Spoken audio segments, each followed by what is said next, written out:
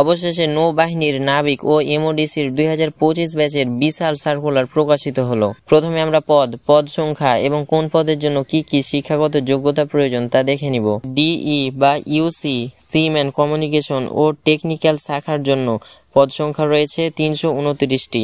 এই পদের জন্য মাদ্রাসা ও জেনারেল লাইনে বিজ্ঞান বিভাগ থেকে ন্যূনতম জিপিএ 3.50 পেয়ে উত্তীর্ণ হতে হবে এবং ভোকেশনাল থেকেও যাদের ন্যূনতম 3.50 রেজাল্ট রয়েছে তারা অ্যাপ্লাই করতে পারবেন। এসএসসিতে যাদের হায়ার ম্যাথ ছিল তারা এই পদে অগ্রাধিকার পাবে এবং BN dockyard cooperative society technical institute হতে ন্যূনতম এ গ্রেড প্রাপ্ত প্রার্থীদের অগ্রাধিকার দেওয়া হবে। তারপর রয়েছে মেডিকেল শাখা। এই শাখার জন্য পদ সংখ্যা রয়েছে 13টি। এই শাখায় অ্যাপ্লাই করতে জীববিজ্ঞান সহ বিজ্ঞান বিভাগ হতে এসএসসি বা সমমান পরীক্ষায় ন্যূনতম 3.50 থাকতে হবে। এরপর পেট্রোলম্যানে 8 জন, রাইটারে 20 জন, স্টোর পদে 22 জন, মিউজ পদে 10 জন, এমওডিসি নৌতে 8 জন লোক নিয়োগ দেওয়া হবে। এসএসসি বা সমমান পরীক্ষায় আপনি যে কোনো বিভাগ থেকে ন্যূনতম 3 পয়েন্ট পেলেই এই 5টি পদে আবেদন করতে পারবেন। এখানে মানবিক, বিজ্ঞান, ব্যবসা এসব কোনো কিছু উল্লেখ নেই। মাদ্রাসা এবং ভোকেশনালের শিক্ষার্থীরাও এখানে আবেদন করতে পারবেন। তারপর কুক পদের জন্য 28 জন এবং স্টুয়ার্ড পদের জন্য 9 জন লোক নিয়োগ করা হবে। এই 2টি পদে আবেদনের জন্য এসএসসিতে ন্যূনতম 2.50 পেলেই হবে। টোপাস পদে 13 জন লোক নিয়োগ করা হবে।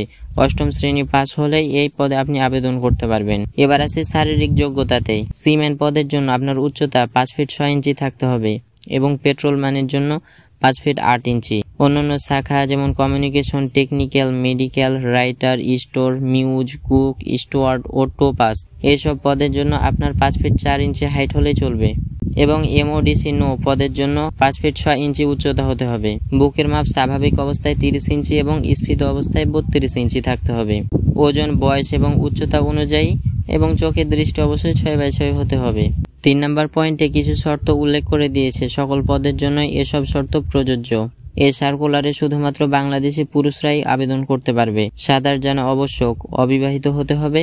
বিপত্তিক বা তালাকপ্রাপ্ত নয় এমন। বয়স 1 জানুয়ারি 2025 ধরে নাবিক পদের জন্য 17 থেকে 20 বছর হতে হবে এবং এমওডিসি নো পদের জন্য 17 থেকে 22 বছর হতে হবে। 4 নম্বর পয়েন্টে বেশ কিছু কারণের জন্য আপনি এই সার্কুলারের অযোগ্য হিসাবে বিবেচিত হবেন। এর মধ্যে রয়েছে আপনার নামে যদি কোনো মামলা থাকে, সশস্ত্র বাহিনী অথবা সরকারি চাকরি থেকে অপসারিত বা বহিষ্কৃত হলে, তারপর দ্বৈত নাগরিকত্ব থাকলে, সশস্ত্র বাহিনীর বুনিয়াদী প্রশিক্ষণ চলাকালীন স্বেচ্ছায় চাকরি ত্যাগ করলে। মূলত এসব কারণ যদি কোনো প্রার্থীর থাকে তাহলে সে অযোগ্য বলে বিবেচিত হবে। এবার আসি আপনাকে মাঠে যেতে হলে কি কি কাগজপত্র নিতে হবে। তো প্রথমে রয়েছে শিক্ষাগত যোগ্যতা সনদপত্র। এসএসসি পাস প্রার্থীদের মূল অথবা শিক্ষা বোর্ড কর্তৃক ইস্যুকৃত সাময়িক সনদপত্র। 2 নম্বরে রয়েছে এসএসসি পরীক্ষার মূল মার্কশিট, মূল রেজিস্ট্রেশন কার্ড, মূল অ্যাডমিট কার্ড এবং শিক্ষা প্রতিষ্ঠানের প্রধান কর্তৃক স্বাক্ষরিত প্রশংসাপত্র লাগবে। তো আপনি যদি ভর্তির সময় এসব কাগজপত্র দিতে না পারেন তাহলে সত্যায়িত ফটোকপি জমা দিবেন, আর যখন আপনি ট্রেনিং করতে যাবেন তখন এর মূল কপিগুলো অবশ্যই লাগবে। অধিক শিক্ষাগত যোগ্যতা যে কোনো প্রার্থীকে ভর্তি করানো যাবে।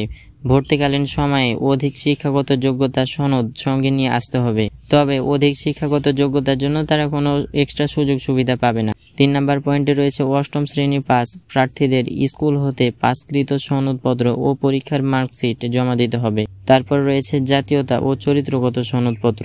স্ব ইউনিয়ন পরিষদের চেয়ারম্যান অথবা পৌরসভার মেয়র অথবা চেয়ারম্যান, ওয়ার্ড কাউন্সিলর বা কমিশনারের নিকট হতে গৃহীত জাতীয়তা ও চরিত্রগত সনদপত্র লাগবে। বৈবাহিক অবস্থা ও স্থায়ী বাসস্থান উল্লেখ থাকতে হবে সেখানে।